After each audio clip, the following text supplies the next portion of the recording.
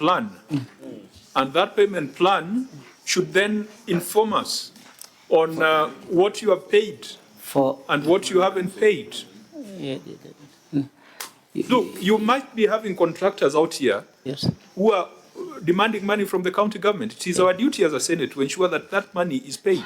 Yes. Because we have played our duty by releasing money from up in Nairobi. Yes. So you can't tell me you can't tell how much you have paid. Chair, I just said, from the initial figure they had requested for the long outstanding balance of 1 billion, already 242 million has already been paid. But now relating to the 1.8 that you had asked, we continue to pay them, but I may not know, I may not have the records now to show how much has been paid. How much does Busia owe service providers?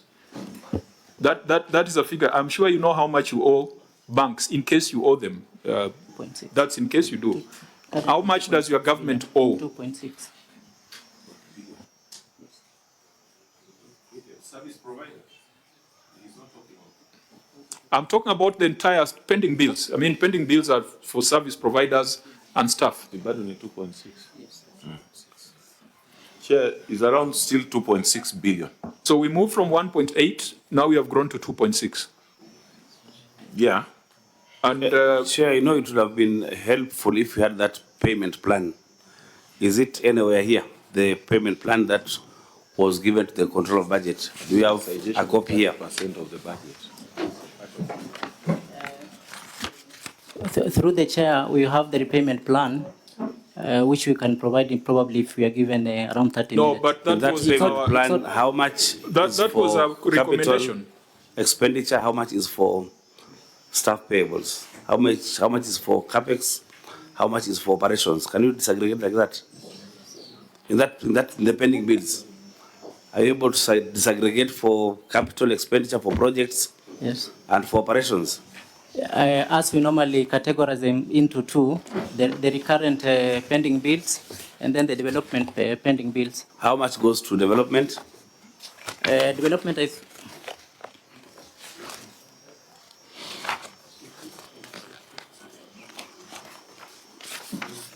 Governor, there is a place I would want your team to go for benchmarking on management of pending bills. Luckily for you, there are people you know very well. There's a county called Turkana. And they shocked the entire Senate Public Accounts Committee moving pending bills, I think it was from 9 billion to less than 1 billion shillings. Correct. Your other neighbor in TransNzoia, if you look at the people who provide services and goods to the county, it's youth groups, it's women groups. You cannot afford to grow the bill that is pending. Chair, that information can't be found now. They can look for it now. If it is not there, then they can disaggregate later on. But we need that list. Is it possible to have all that list for the people? I was just using the gap there as they look for documents to give some advice to the governor here on where they can go for benchmarking on management of pending bills. Because yours is growing, Governor, instead of going down. Actually, the fact that note 17.1 that we have already discussed does not provide a proper accounting picture of pending bills just tells you that your records are not up to date.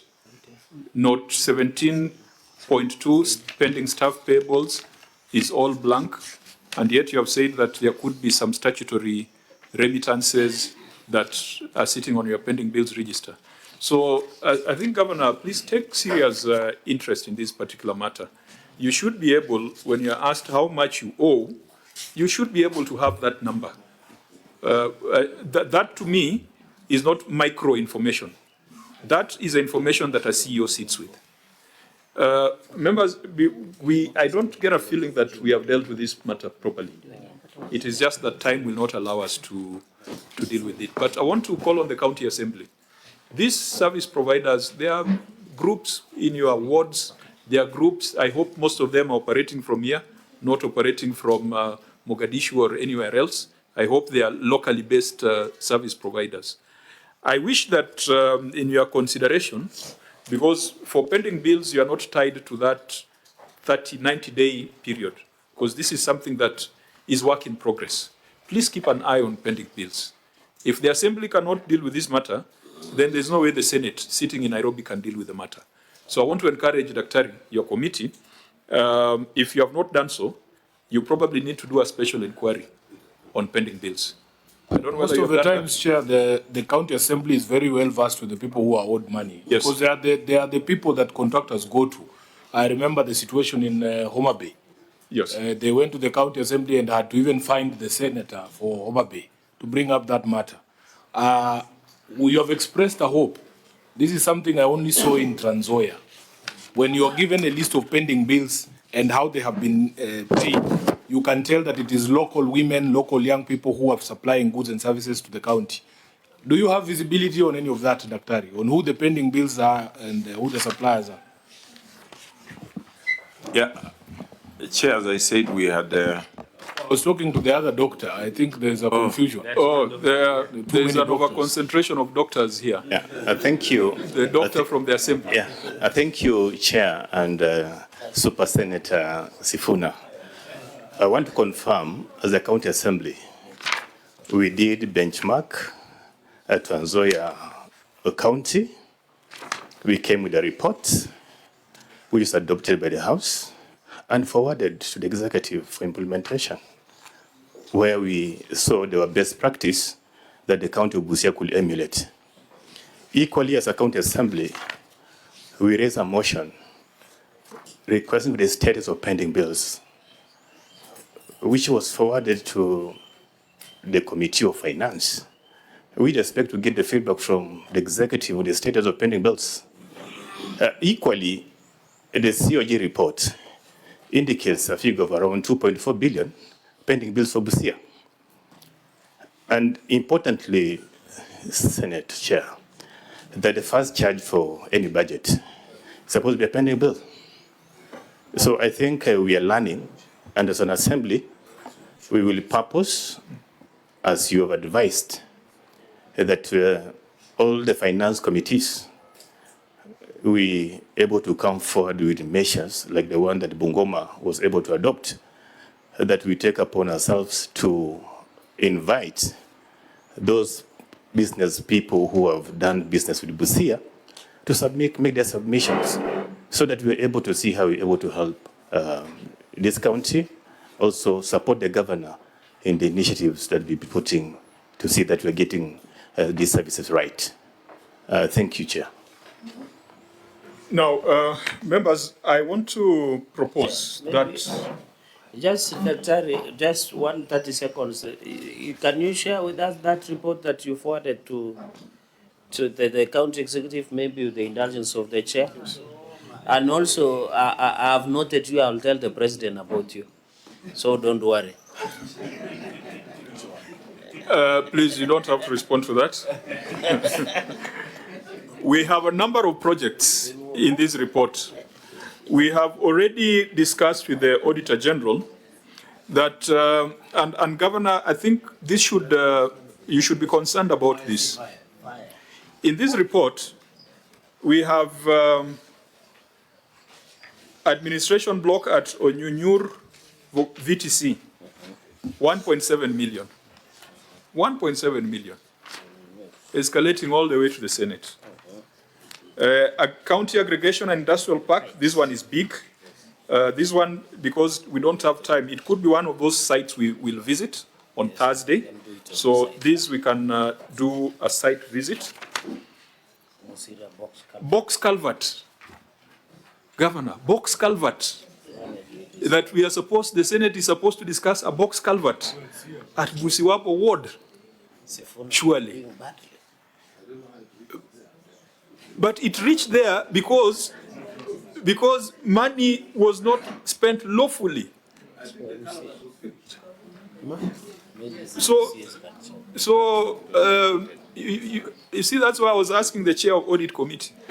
There are things that need not come to the Senate. We have not even had a conversation on whatever interventions you need the Senate to put in place. Now we are discussing box culverts. The next one is a placenta pit. a very, very important feature of a dispensary because it facilitates delivery. Yeah, it's if you don't have a placenta pit, then even deliveries cannot be done there, because otherwise they'd be throwing the placenta in the bush, which is a serious I problem. was shocked because as we take our placenta to bury where you can show people. This is where I come from. Yeah, Busia is fairly cosmopolitan. Okay. Yeah, so the practices might be different. The different, 2.9 million for a placenta pit. yes, a pequeño. You go next, the DR Center at Sabia sub-county, 4.97 million.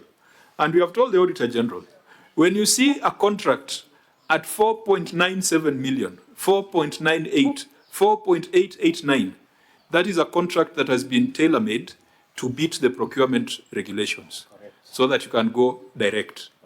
And you can see 3.2 is 4.979. There's another one which was 59 here. 4. Just slightly before the 5 million. Auditor General, those are some of the things you need to look at.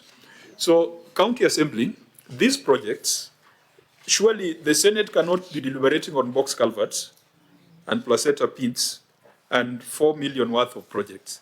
We are going to request that on the projects listed here, please also look at them, visit them.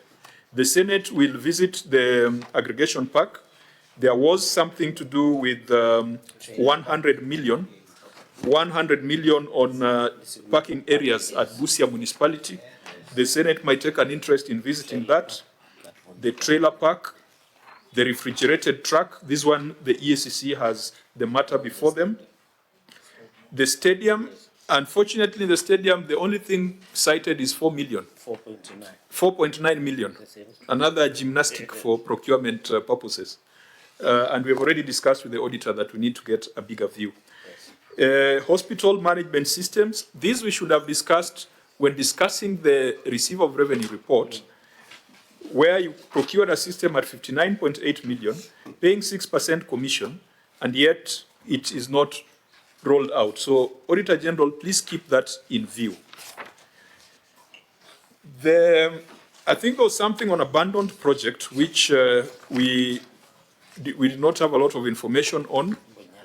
Bunyala Fishermen Cooperative Society. And I think this one we had discussed, and the auditor says that, Governor, your team has refused to give information on Bunyala Fishermen Cooperative Society. Why should this be treated as a secret?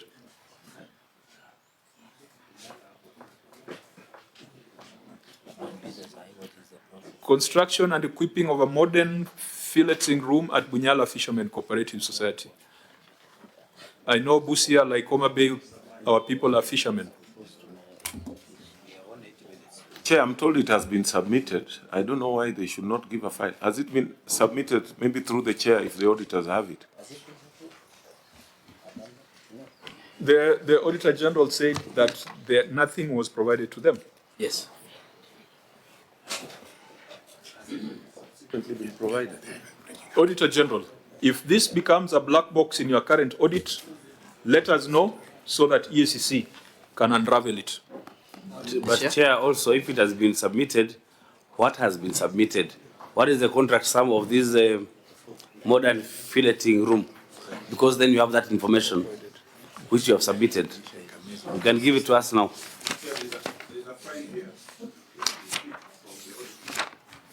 Perhaps, Governor, as you submit that file, the query was that the facility had been abandoned. What is the current status of that facility? Is it in use? Chair, there was a backflow, but we can allow the chief officer who was there to say something. No, just now, like if we go there tomorrow, what is happening there? Yeah, can you say something? Yes, sir. There was a construction way back in 2014 of that project. And then there was some time back when there was a lake backflow. So it reclaimed some land. And part of I think it claimed several beach plots across Lake Victoria. Yeah, we have come across lake swallowing projects before. Yes. So, yes, in Marsabit. So what is the current, if it's still submerged? In fact, I feel bad asking this question. We should just go there. Because now, that's why we are here in Busia. How can you not answer what is going on Governor. Yeah, You just say this is what is happening now. Chair, is still submerged, but Being submerged means it has disappeared in the water, or you can see something. you can see it. You can How see much some- has been spent on that project? So How much? have the documents all been submerged in the? No, the documents are here. But what are they doing there? They are supposed How to much? be the How much auditors. has been spent on the project? They're Chair, supposed to be the auditors. I want to assure the governor, if it has been submerged, we will talk to Kenya Navy to provide us submarine. We are willing to go under with Senator Sifuna to try and locate where that project is. Order. You are not a River Lake Nilot, so you don't understand water. You will join us. Irregular procurement of consultancy services for Busia County Referral Hospital.